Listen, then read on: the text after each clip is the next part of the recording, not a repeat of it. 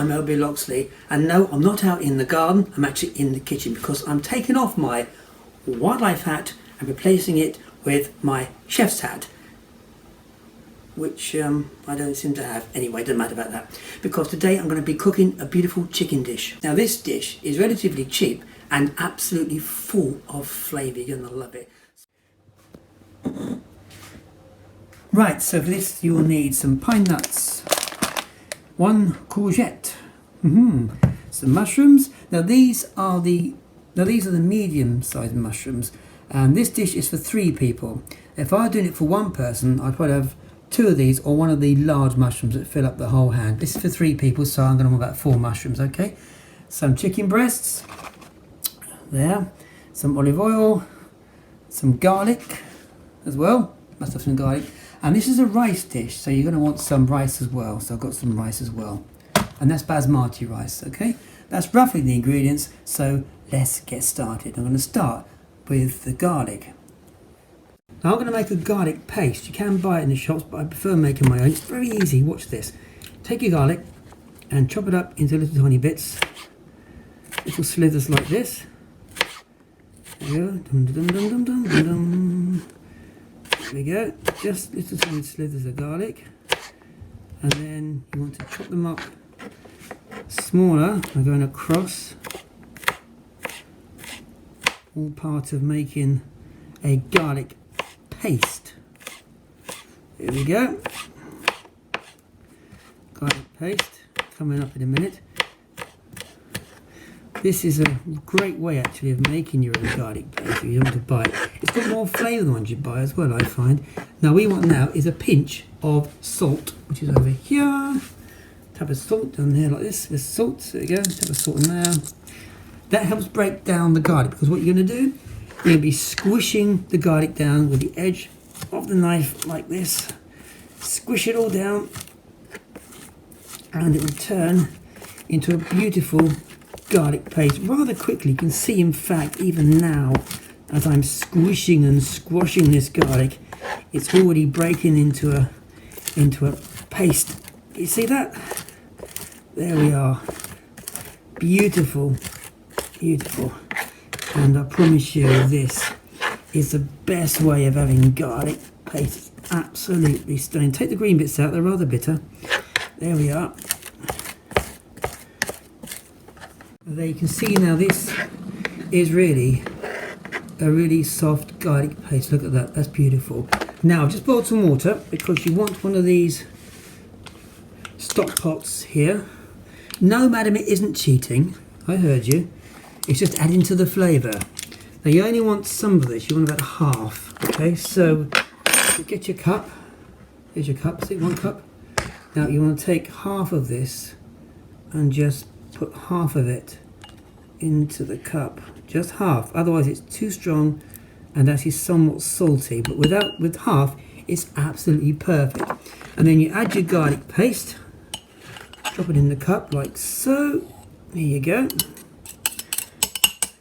and then you add some chives. I can't get any fresh chives at the moment, so I'm using these dried chives here, which is fine. To be a few dried chives in there.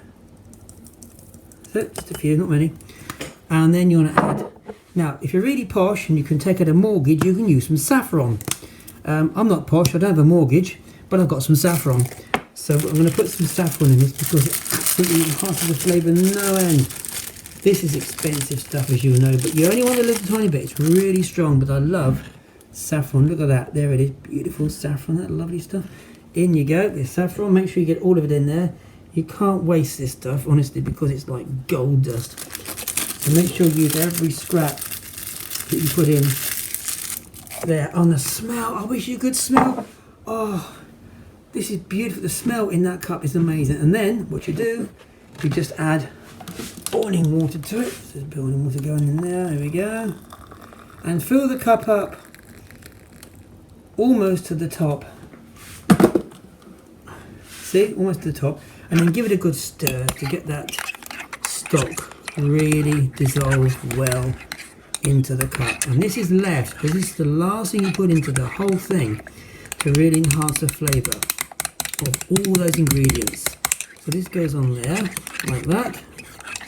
There we go. Now that, say, just bellissimo. That goes to one corner. And then what we do is this. Now, in the words of the brilliant Keith Floyd, what we do next is we have a quick slurp. By the way, do you like my apron? Look at this. Ta-da! Isn't it? Like it? All hoggies, look, everywhere. Great, isn't it? Let's carry on. I want to prepare the mushrooms. And we want that store cap. But first we've got to peel the edge off the mushrooms. There we go. Just peel them off. Very quickly to do. Let's just peel the edges off. See that? Yeah. Okay. Firstly, if you cut them in half, like this, cut those quarters, halves rather, into quarters. Turn it over. You see that? And slice it into little slices. Not your fingers, just the mushrooms. Okay, here we go. A bit more. Here we go. Like that. And do all the other mushrooms as well. Right, so here are our mushrooms all chopped up, ready for frying. But first, I think it's time for another Keith Floyd. It's essential for any recipe, I assure you. Back to the fryer. Into the pan goes a drop of olive oil. Not too much, because the mushrooms will have their own water in there as well. So on goes the cooker. And get that fat. Rather get the oil, I should say. Olive oil. It's a healthy dish. Healthy dish, of course it is.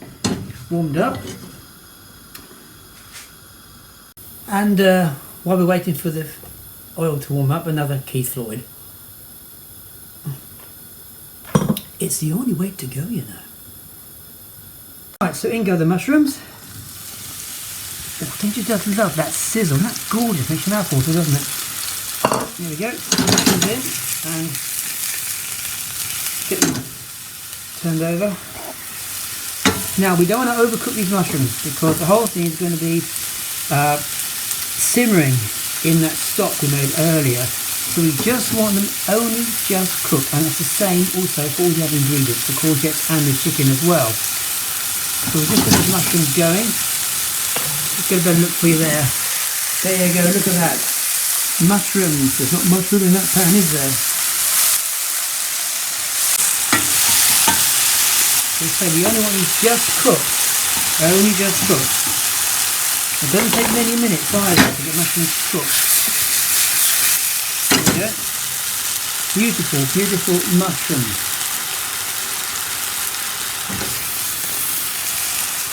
There we go.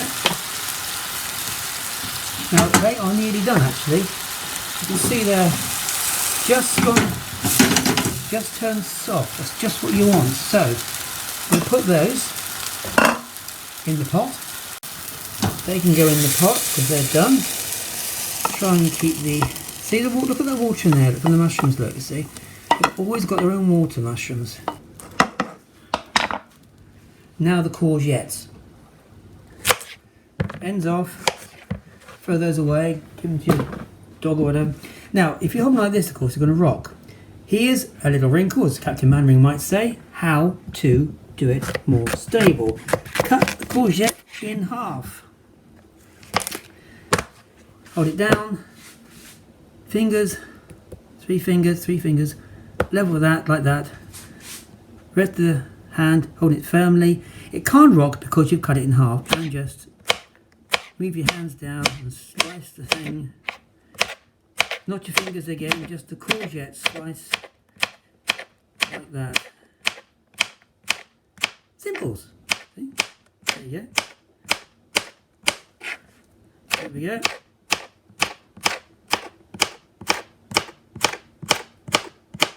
Okay, and then you do that with the other half. Now you don't need to see me chopping up the other half of the courgette. You don't have to see me putting it into the frying pan, do you? You know what's going to happen. Slurp. So I've done all that now to save mucking about and time and things. What? You want to see the courgette? Alright, okay. So there the courgettes, happily frying in a bit more olive oil. Make sure, again, you don't overcook these because they are going to be stewing in the juices for 5 minutes towards the end, okay? So there they are, starting to cook. Let's cut to the chase. When they're cooked, we get them out again, shall we? Now while the courgettes were cooking, I've loosely diced the 2 chicken breasts. Remember, this is for 3 people, this recipe. Now I'm going to fry the chicken breasts off. So we'll stick them in the pan. They are nicely frying. Now look at this juice. This is water. We don't want this. Here's a wrinkle to get rid of it.